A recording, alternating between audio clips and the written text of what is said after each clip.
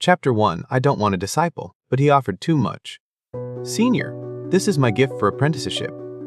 The young man respectfully placed 3 purple sandalwood boxes in front of Lai Xuan. You misunderstood. I'm not some reclusive master, and I don't take disciples.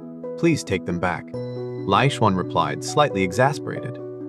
The boy, named Su Yan, was a wealthy youth from the county city. His family background made Li Xuan, who had traveled to this world, quite envious. However, the boy seemed a bit dim-witted, mistaking him for a hidden master and insisting on becoming his disciple. After more than 10 years of being in this world without any system or external support, Lai Xuan couldn't even leave the small mountain village. To make matters worse, he was now the only one left in the village. Surrounded by steep cliffs, the village had only a narrow passage for entry and exit, making it a perfect place for seclusion. The villagers had moved there to escape the chaos of war.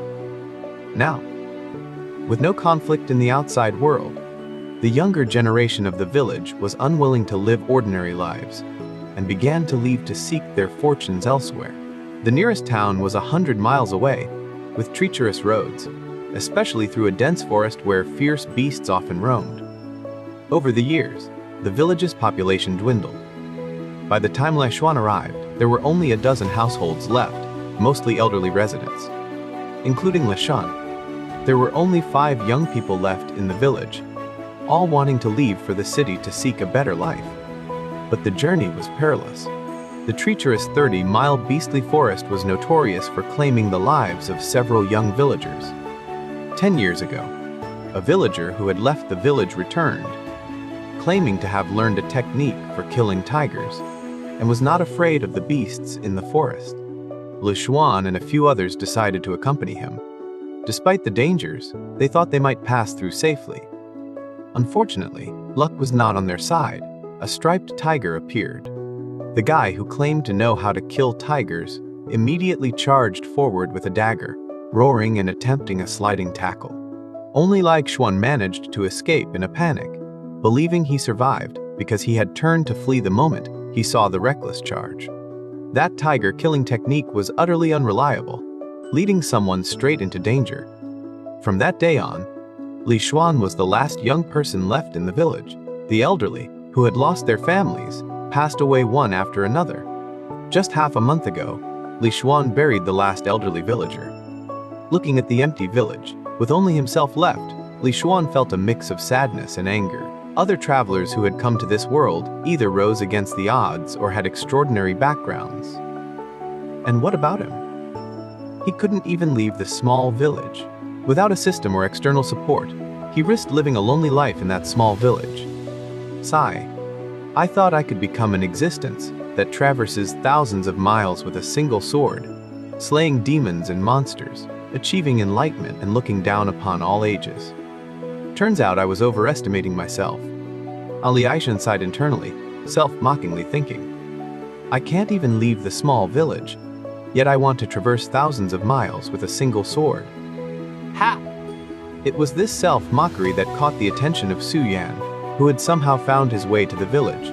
Hearing the phrase, traverse thousands of miles with a single sword, he mistakenly believed Wan was a hidden master, and immediately knelt down to seek him as a teacher.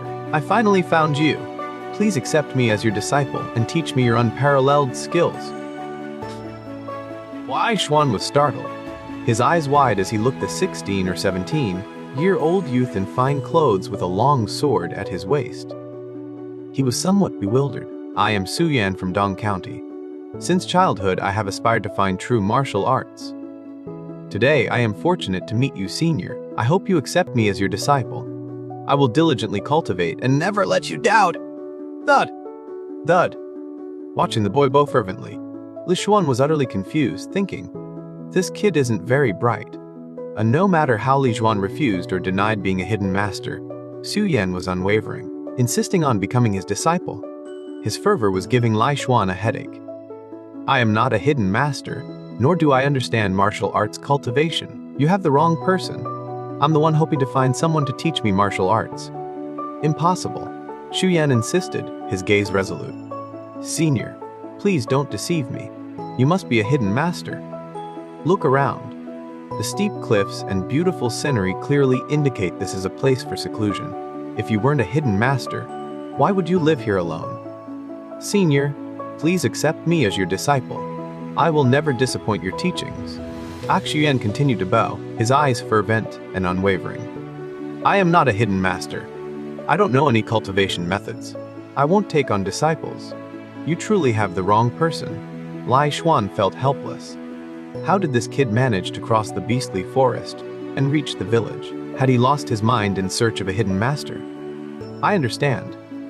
Xuyan suddenly stood up, looking enlightened. Becoming a disciple is a significant matter. How could it be rushed? I will return to prepare my apprenticeship gifts.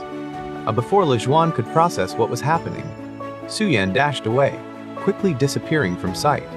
In the blink of an eye, half a month had passed. During these 2 weeks, Li Xuan felt regret for not seizing the opportunity to learn more about the outside world from Su Yan, hoping to find a way to leave the small village. Unexpectedly, Xu Yan returned, and he brought gifts for his apprenticeship, determined to become his disciple. No matter how Li Xuan denied it, Su Yan remained convinced he was a hidden master. Li Xuan didn't want to deceive anyone, especially not someone with such a remarkable background. Without a system and with no way to prove his identity, the consequences of being exposed would be dire. So he repeatedly refused, but Su Yan remained stubborn, convinced Li Xuan was a hidden master, impossible to dissuade.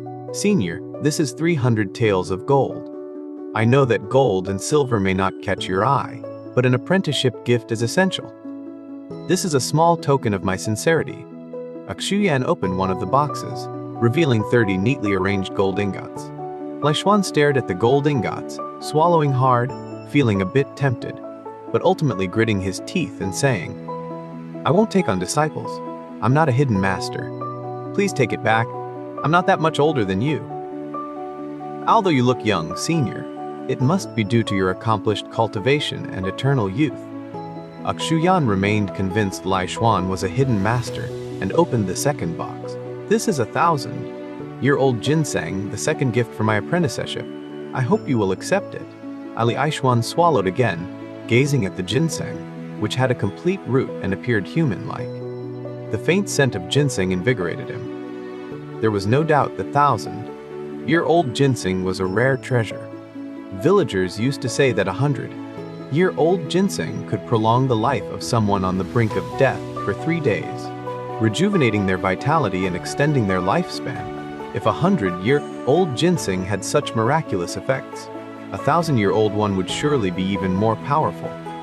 Li Xuan felt tempted again but gritted his teeth and continued. Please take it back. I really am not a hidden master and have no cultivation methods. Su Yan opened the third box. Senior, this is the 9, Leaf Yuanzai. My third gift for the apprenticeship. The 9, Leaf Yuanji. Li Xuan found it hard to look away. The village elders had said that the 9, Leaf Yuanji was the most precious herb in the world, said to cure all ailments, sharpen the mind, and extend life by 20 years. A rare and invaluable medicinal herb. Looking at the white, jade-like herb with 9 purple leaves, Lai Xuan took a deep breath, forcing himself to look away, and pretended to sigh deeply. Fine, since you have come here, it must be fate. I will accept you as my disciple. In the end, Xu Yan had offered too much, and Li Xuan couldn't bear to refuse.